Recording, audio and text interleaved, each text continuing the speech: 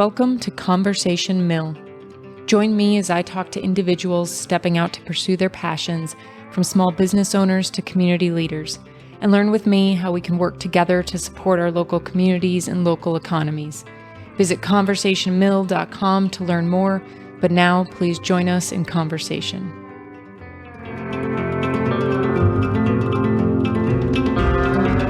Imagine sitting in a room and being completely blindsided by strangers standing up and accusing you of being a danger to the community. But not just that you are a danger, that your friends and family are too, and that you are lying about your intentions, that you are a criminal in waiting. Our guest today experienced this in 2010 when working with the Islamic Society of Sheboygan to establish a place of worship for the Muslim community in the surrounding area. Dr. Mirza loves living in Wisconsin and was shocked by this experience, but persevered. Today we discuss what that time was like and how his faith impacts his professional career as a hospitalist, and how living his faith impacts the community around him. We cannot create meaningful community without talking to one another. Please join us now in conversation. So let's start with what motivated you to become a doctor? My mom. Yeah. I was forced to be a physician in my family. Really? Okay. It's funny because one of the questions I have later on, which I guess we could just jump into right now, is can you share the story of your parents and what they wanted for you? Yeah. So, tell me a little bit about that. So when I was undergrad, my major was pre-pharmacy with business, Okay. So I did my pharmacy classes and I was accepted to Long Island University, New York. So my plan was to go there. And my mom was pushing me, you have to be a physician, because you are 5 brothers, 3 older than you, none of them went to medical school. And I'm losing my hope. So you have to go to medical school. And she gave me a whole emotional, blackmailing. And I said, okay. So I estimated all my timing. If I go to pharmacy school, it will take me another 4 years. And if I go to Caribbean medical school, it will take me 3 years. So I can actually be a physician before becoming a pharmacist. Okay. So I calculated my time, and finally I said yes to her, and she was so happy. So I ended up going to Caribbean because that was a shortcut, much cheaper, inexpensive. And I was a physician within 3 years, Yeah. And once you made that decision, then you started the classes. Did you get into it, go, I really like this? Or did it take a while? It took me a while. Actually, I didn't like medicine until I went to my job, actually, after I finished my residency. I did residency. Even after finishing medical school, I was struggling. So I went to research. Okay. I didn't went to the practice. I didn't went to the residency training. So I ended up going to Columbia University, New York for my research, published a few papers, and then I went to the residency, same place, and afterwards I started liking it. Yeah. And even after becoming a physician, after practicing, joining the hospital in Manitowoc, I was planning to go back to dermatology because I'm like, maybe I should go dermatology. And my wife like, I know it's a lot of money, but I don't think you will like dermatology. Uh-huh. Because I can see you're going to be bored. Just seeing every day, same thing. So, and I really start liking medicine like crazy. I feel like I don't think I can do anything else. Yeah. Now, you are a hospitalist, correct? I'm a hospitalist, yes. Can you explain to us what that is? Hospitalist is your primary doctor in the hospital. Okay. So let's say, God forbid, something happened to any of us and get admitted to the hospital. The patient's primary care physicians do not come to the hospital anymore all days, Right. So now once you're admitted, the hospital doctor will be your doctor, manage everything. And that's called hospitalist. Okay. So I will be calling, if I need to call cardiologist or lung specialist or heart specialist or GI. So I'm the one who will decide, okay, yes, you need to see this, you need this test. So I work in the ICU and on the medical floor. And which hospital are you currently working at? Currently, I'm working at West Dallas Memorial. Okay. And then you're also the hospitalist director up for Aurora in Sheboygan as well? Yes. Okay. Yeah, I do that remotely. Okay. Because I used to be director there and something happened and they don't have a director, so I was asked as a favor. Okay.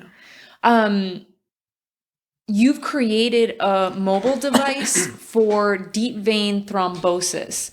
Can you tell us a little bit about deep vein thrombosis, what it is, and then what is this device that you've created? Yeah, so it's a very funny story how I came up with the idea. So initially when I became hospitalist, I was doing combined practice. So I was doing clinic and the hospitalist.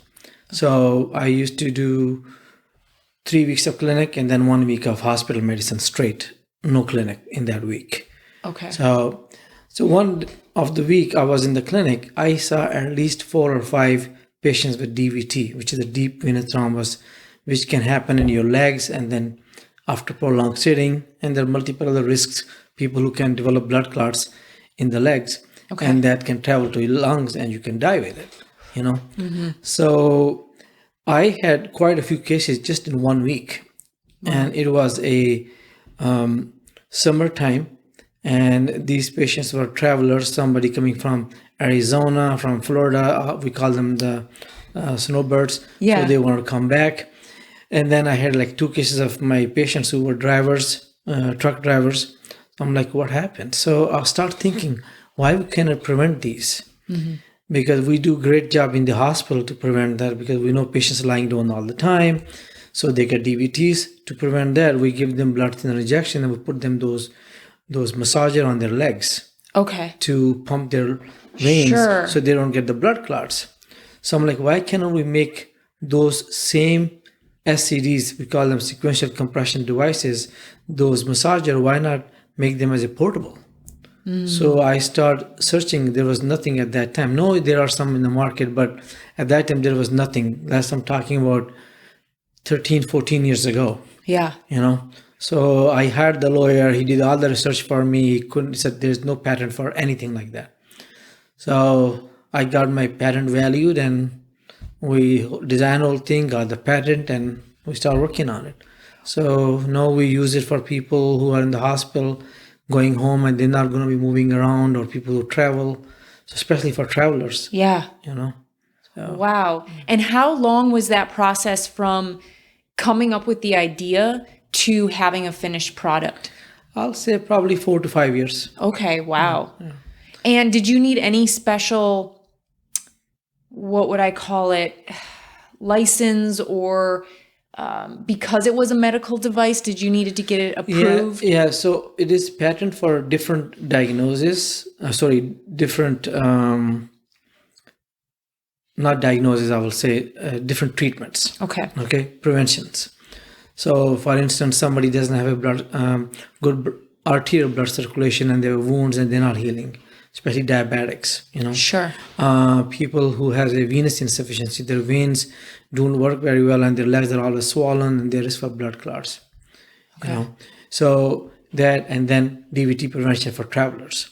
So there are the patent for 3 ideas on the same device, and there are different settings. Okay. The 4th one is a lymphedema. People who have surgeries or chronic blood flow issues, and they have their lymphatic channels are blocked, and their legs are swollen, and they get infections all the time. So it also prevents that. So initially, after we developed that, patent was the most important thing. Sure. And then FDA. FDA is the only thing I'm still stuck. So we are using this as a non-medical device right now. Oh, wow. Yeah, okay. Because FDA is a big process. Yeah. And how long do you think that process will take, or will it ever come? No, it probably, I will say 6 more months. Okay. We are right there. Okay. Yeah. It was not the process for me. It was the money for me because it cost a lot of money. Sure. So. Wow. Yeah. Now, is your mom still living? Yeah. Okay, so is she super proud now? Because not only are you a doctor, but you're creating medical devices. Oh, she is. She's very happy.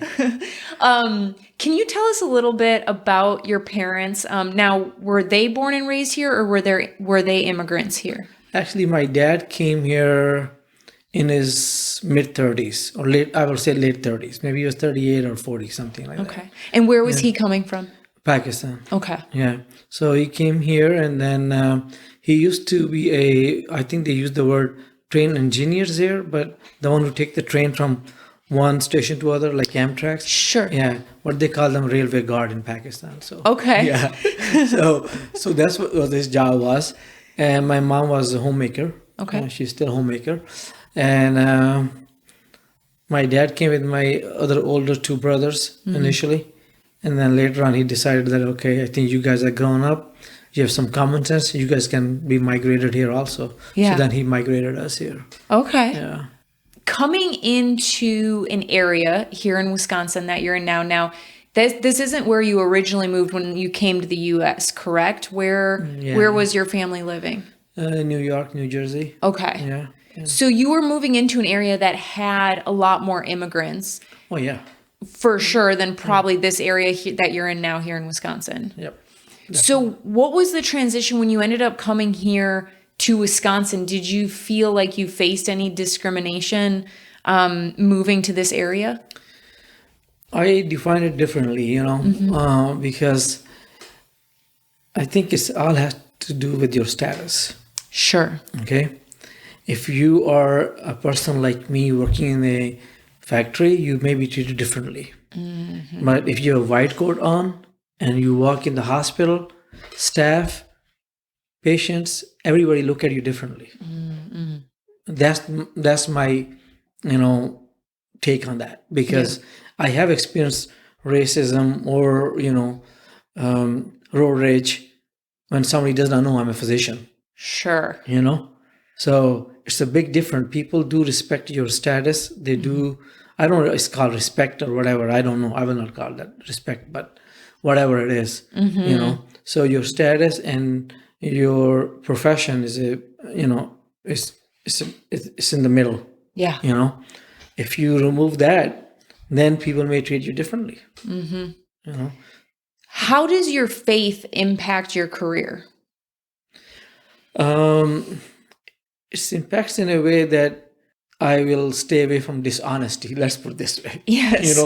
Like anytime I want to get out of something, I'm like, you know what? I don't want to see this patient and I want to be, left alone, give it to somebody else. And then this is like once in a rare moment. And then my faith will come and like, you can't do that. Yeah. So I'm like, all right, back to basics. Yeah. Hey, that's an amazing way for your faith to impact your career. Yeah, so like I have to do it, Now, back in 2010, you were the public relations coordinator for what would become the Sheboygan Mosque. Yep. During that time, you and those trying to open the mosque faced a lot of backlash from the surrounding communities. Can you tell us about that experience? Sure. First of all, I never expected that, to be honest with you. That's where I'm telling you, when you ask me, you moved here and how did you feel about, discrimination or not? So once the white coat is off and I ask for something else, then you see how the true color and, the true face shows up that, hey, we don't like you. Yeah. You are not welcome here. Yeah. So it was weird, actually.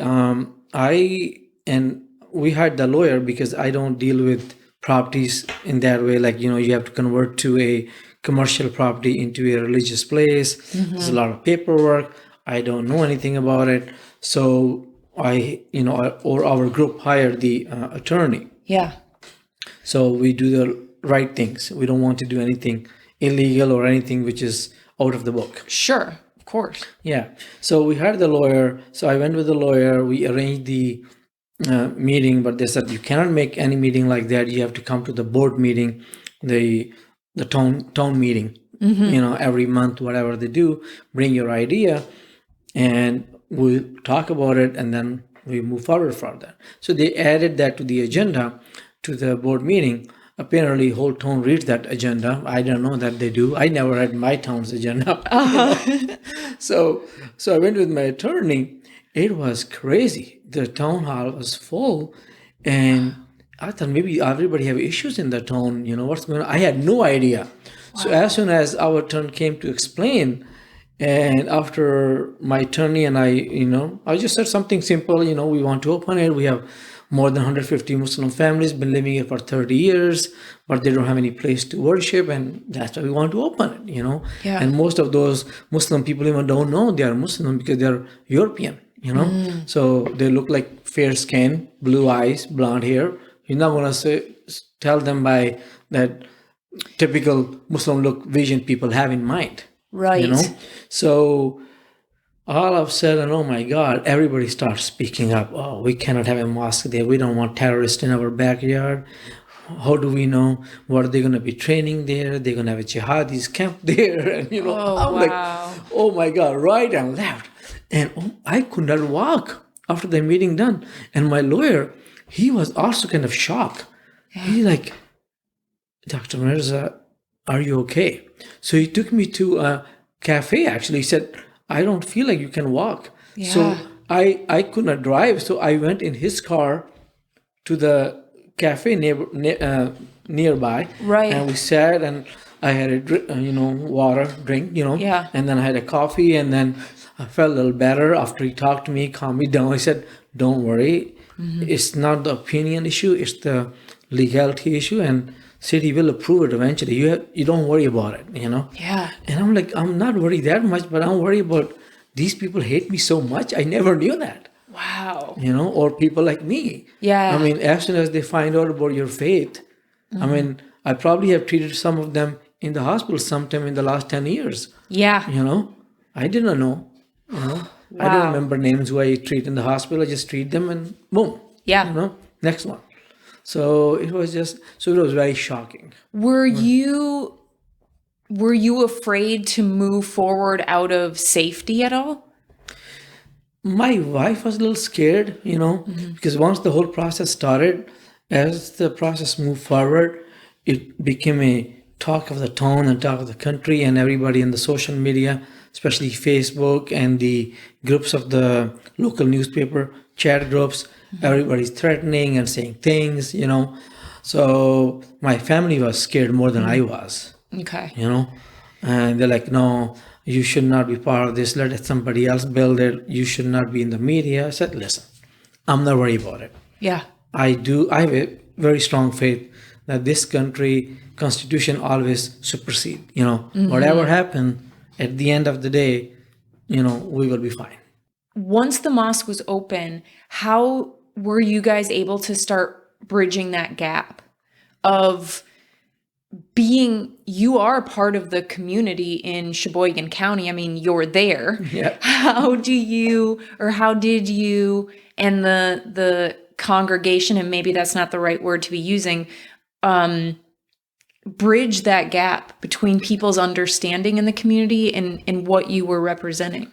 Actually, I always say that people have a different opinion about Muslims if they know them, by knowing them, action, working with them, being neighbor with the Muslims, being friend with them. They have totally different opinion about Muslims. And the other group has a different opinion about Muslims if they know Muslims through media or social media or hear and say from somebody else, from their church or whatever they go to. So it's a very different opinion. So the best way is to know each other. Yeah. So what we did is, as soon as the mosque was approved, we started doing public reach so people know who we are and be friends with us. So all the neighbors, it was a farmland. Yeah. We had only a few neighbors, and then the town people. We invited everybody to the mosque, a few times. We had open house. And it was very successful, And I believe, when you offer food, free food and water, everybody will come to, to the meeting. Yeah. So it was very successful. That's great. And people start coming, and we went some churches start inviting us, to give a talk and introduction to Islam. And so it went very well, actually. Yeah. So we had no event. I mean, we did have a few events. Somebody broke the board outside. Somebody left some bad signs, but Sure. only in the beginning. Yeah. And after that, we never had any event, actually. What is the current status of the mosque? Operating in full? Still a part of the community? Yeah. It's working full time. We have a weekend school. Weekdays, it is a little out of the community reach. So weekdays, not many people come. But weekend and the Friday, it's busy. What is any religious organization's role in communities, in your opinion? I think the most important, what I feel for any faith, is that bring the harmony. Don't bring up your kids with extreme views, because because intolerance builds more intolerance. Yes. And that, what you call that, you become enemy instead of becoming friends. Your tolerance is gone. You can't hear the other side of the view. So I think that's the problem. And you mentioned it a little bit earlier, but talk to us a little bit more about how we blend different cultures and different belief systems to be able to coexist, but without losing our individual cultures. The prime example is USA. I mean, America, I still say the best country where you can live the way you want, apparently. You can follow your religion. Nobody's going to force you to leave your religion. Okay, so it has to do with the parenting. As long as you do not teach your kid to stray away. In the meantime, let's put it this way, make sure your kids are not trained in a way that they push their faith on somebody else. Sure. But make sure also that they know their faith is very important to them. Yes. So once you do that, I tell my kids, and I give them logic. I give them logic about everything. Okay, why water is liquid and why it is essential. So you cannot just say, okay, I'm going to drink 5 bottle of water, I will be healthy, but why? So I give them logic. Behind my faith, there's a logic why we pray 5 times a day. Why we clean ourselves 5 times a day to stay clean. It's so healthy to be a clean person. Yes. Why do we fast 30 days in Ramadan, and how it cleans up toxins from our body? It makes you feel so pure, and you understand how it feels to be hungry, how it feels to be not having your water, how it feels good to do charity for those 30 days. Every day you're doing some sort of charity, So they understand logics behind it. And then the Prophet Muhammad, who we follow, how he, did all these things and how he achieved within 25 plus years, changed the whole environment of the Arab world. So he was, for a man, he was not a rich guy. He didn't have a huge army behind him, which myth about Islam is Islam spread with the sword.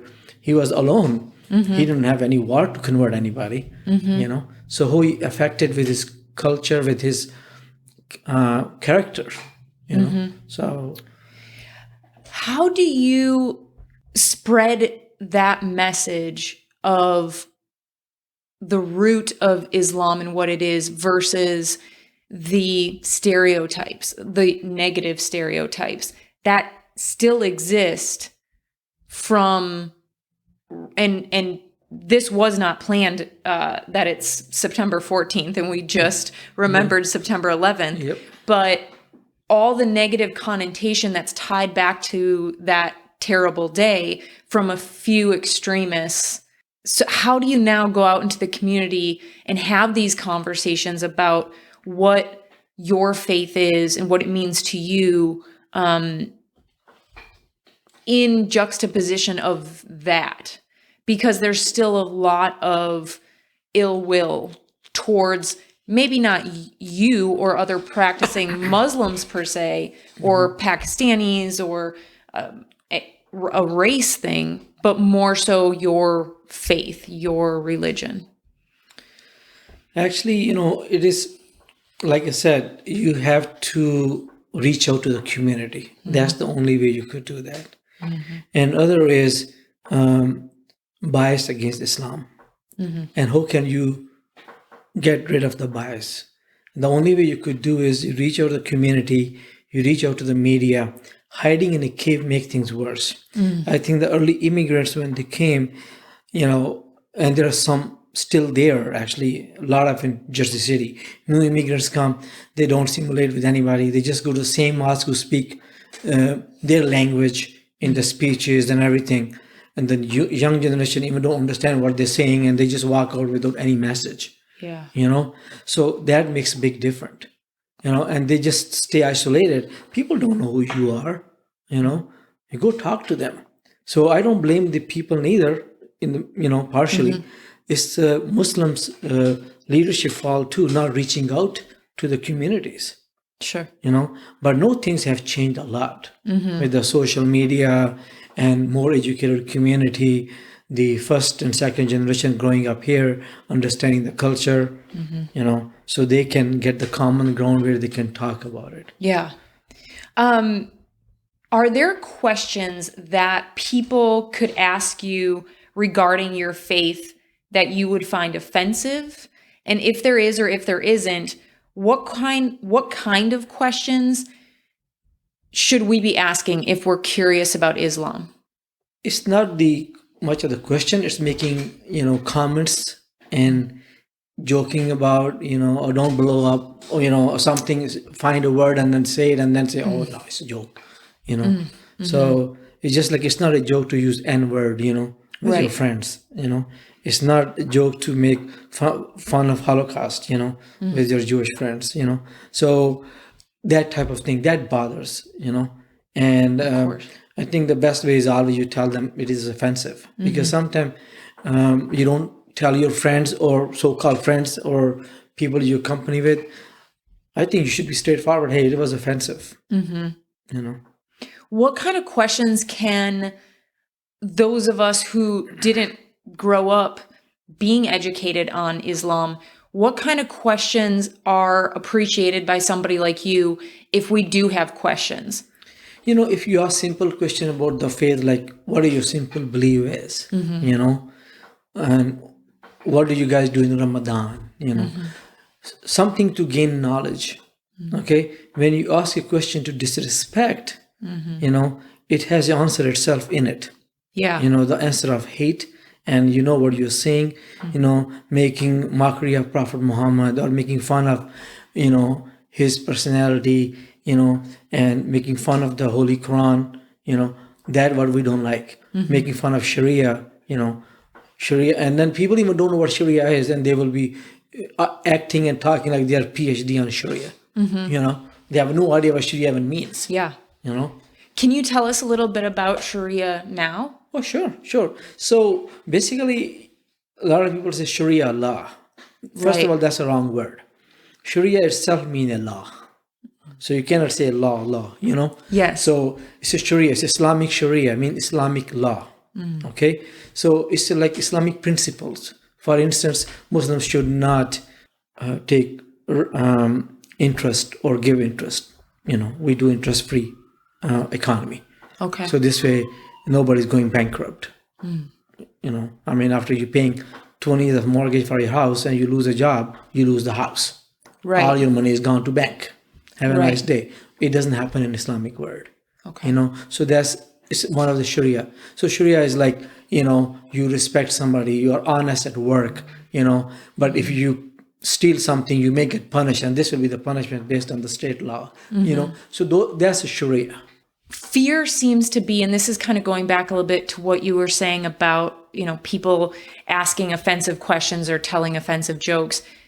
Fear seems to be at the root of a lot of that ignorance. We're afraid of learning about it because then our preconceived ideas are probably going to be smashed.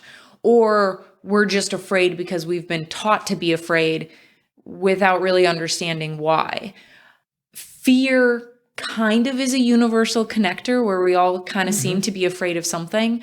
But on a flip side of that, on a positive note, what do you believe are some of the things that universally connect us as humans that get us past these barriers of race or religion?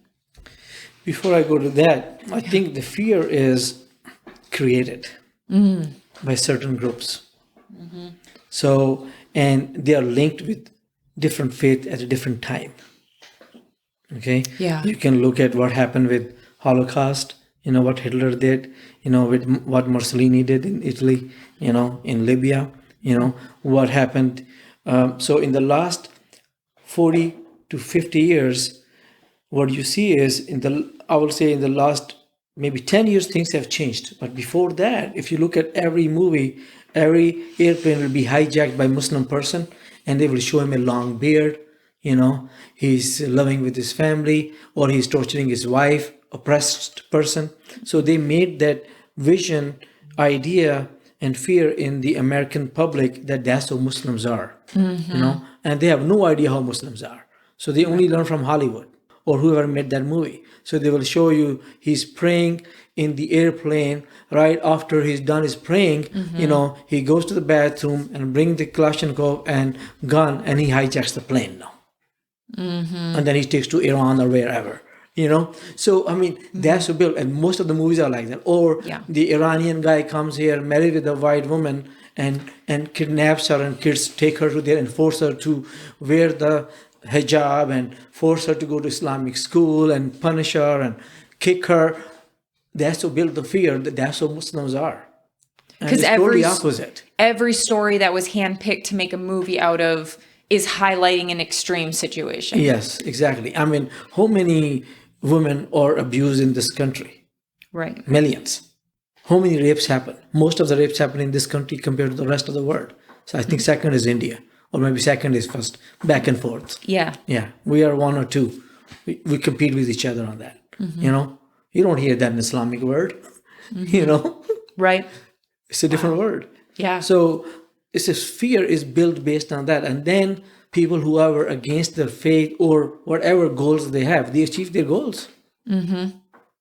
What kind of on the second half of that question, what are some of the things that connect us other than fear that we can look to, even if somebody is in the community going, well, I'm a Bible believing Christian, for instance, or I'm a practicing Buddhist, I don't believe in Islam. What can connect us though? Because we still have to exist as a community. And we've done that here in America, as you mentioned. We are a melting pot and we've done it successfully for a long time. But we still have these pockets within our country where our neighborhoods are becoming segregated again, or, there's division being created again. What do we look to connect us? I think humanity is first, Your religion goes on the side. Humanity is first. And Islam teaches humanity, and it's a public relationship is the most important thing. So, for example, it is obligated on a Muslim person that you have rights. Your 40 neighbors on the right and the left have rights on you. That's freaking almost whole town. Yeah. Not whole town, but whole neighborhood. It could be a whole town if it's a small town. Yeah. So make sure you take care of them. If one of them is in trouble, you're supposed to know that. So your relationship with them, it should be so good that you know them. I think once you are such a good person, and I'm not saying every Muslim is following the faith, but unfortunately they're not. I wish they were. Just imagine how good the community will be. Yeah. If you follow the real roots of Islam. What a great policy, though, for anyone. Yeah. Your 40 neighbors to your right and your 40 neighbors to your left. 80 families, 80 houses. Oh my God, that's a lot of houses. But once you know them, you know them. Yep. You know? And that's the definition of community. Yeah, It's those exactly. people that are in proximity to you and then being able there to help each other. Yep. I mean, Islam is so strict that if you're cooking a meat and you feel that your neighbor may not have eaten meat for ages because old days meat was the most expensive thing to have, don't cook it, or cook it in a way that it just should not smell, should not go there. You better share with them. Yeah. You know? You said you love living in Wisconsin. And maybe people would be surprised by that. I'm not really surprised by that because I've grown up here, was born and raised here. But can you tell us why you love Wisconsin so much and why you like being here in Milwaukee? I think overall people are very nice. You know, even my brothers, you know, when they visit me here from New Jersey, and if they go in the shop or, you know, do some shopping or ride, go to park, and when they come, they're like, man, people, this is a different breed. One of my brother always says that this is a different breed. This is not America. Because I'm like, you are used to Jersey City. It's totally different, you know. Nobody have a time for anybody. They may just smack you and walk away. Yeah. You're like, what did I do? Yeah. You know. Oh, wow. So it's a different world. You know, it's very peaceful. That's what I say. It's a very peaceful. I love to hear that. Yeah.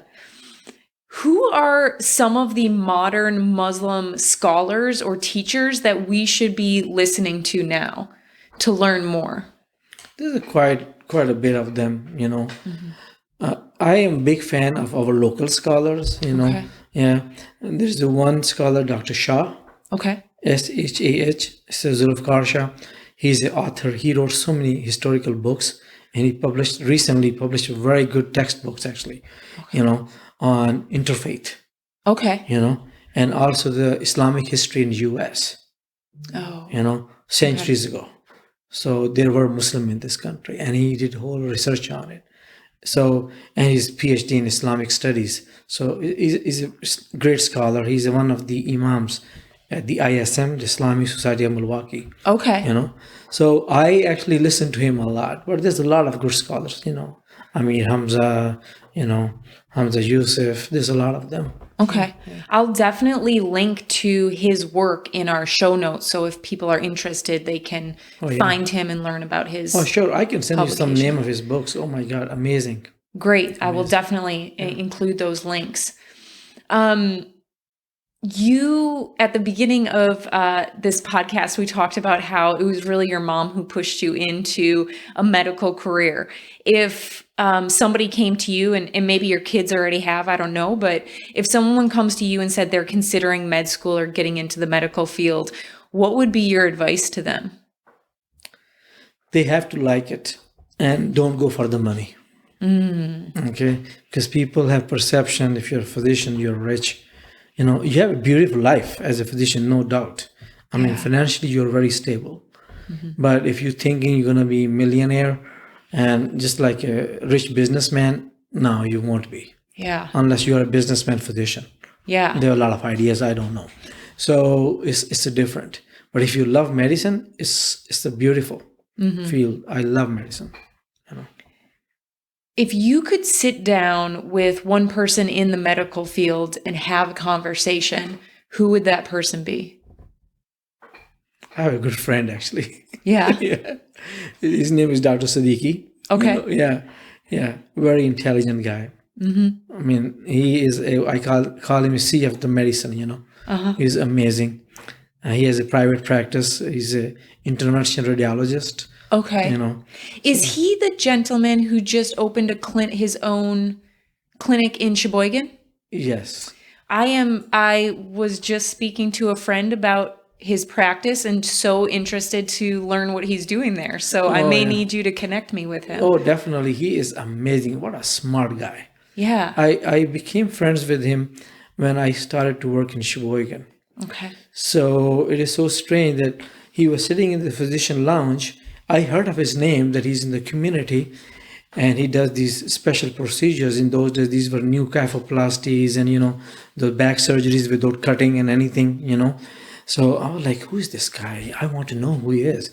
And second day, I have passed by him a few times, but I didn't know it is him, you know.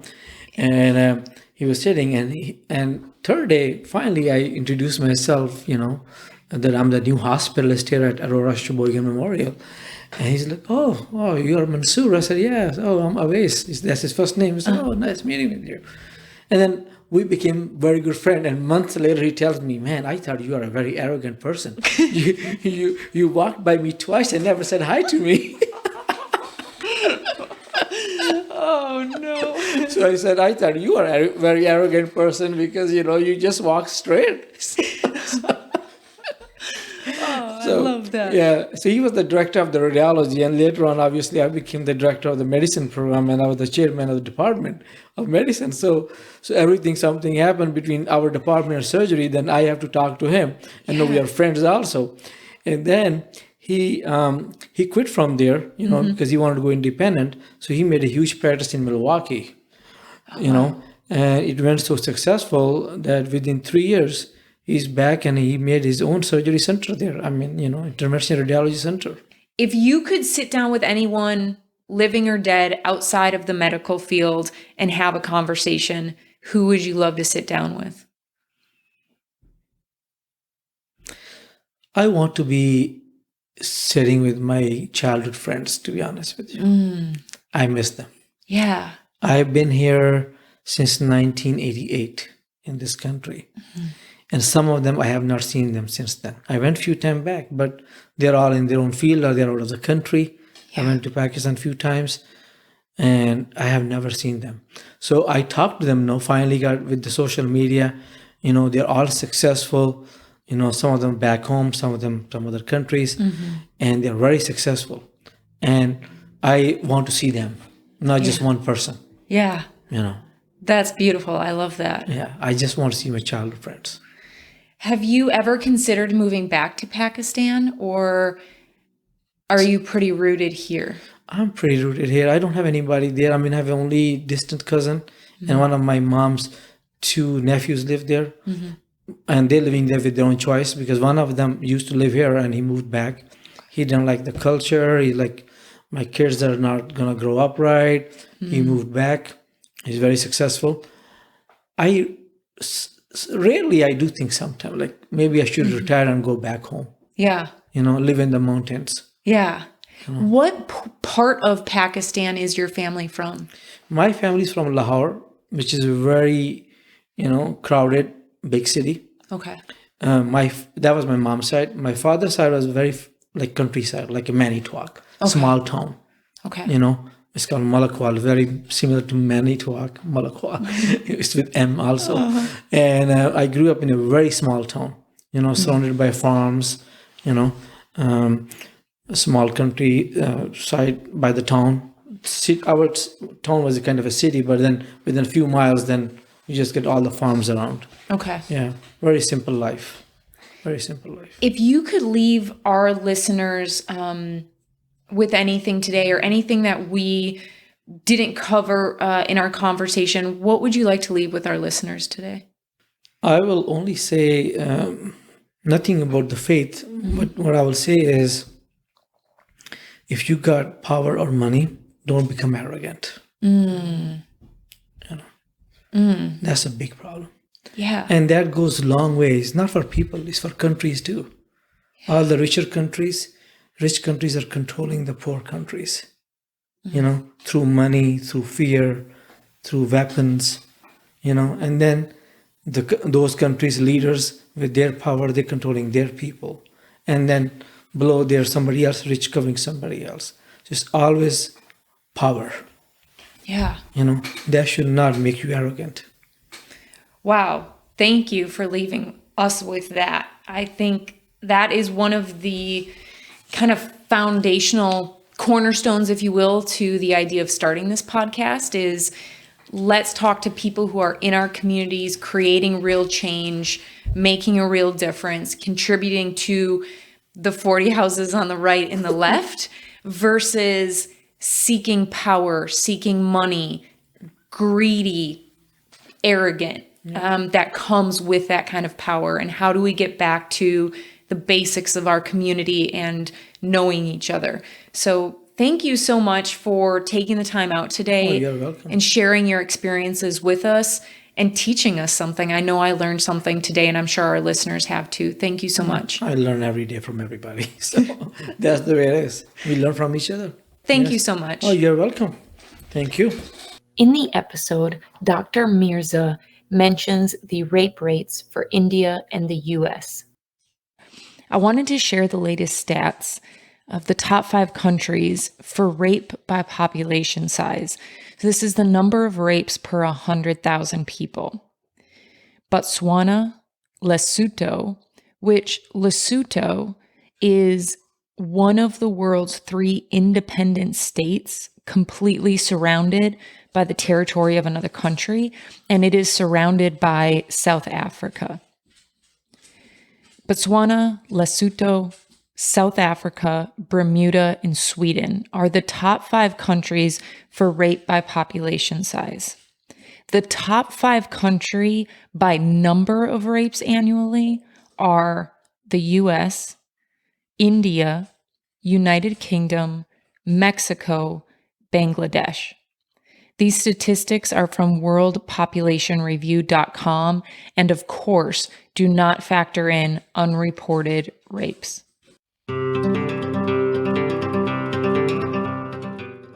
Thank you for being a listener of Conversation Mill. The podcast is growing, but we need your continued support in the form of comments, likes, and subscriptions. If you've enjoyed even one episode, please take 2 minutes to comment under the episode or the podcast itself, or rate the podcast. Hitting the subscribe button wherever you listen to the podcast helps tremendously. Every like and subscribe helps me support local businesses and local nonprofits by giving them a platform to tell their stories. Together, we can foster the understanding, diversity, and economies that make our individual communities flourish, while creating our own community here at Conversation Mill.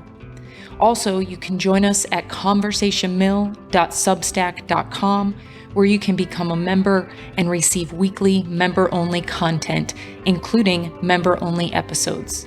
I look forward to sharing a new conversation with you next week, and as always, thank you for your support.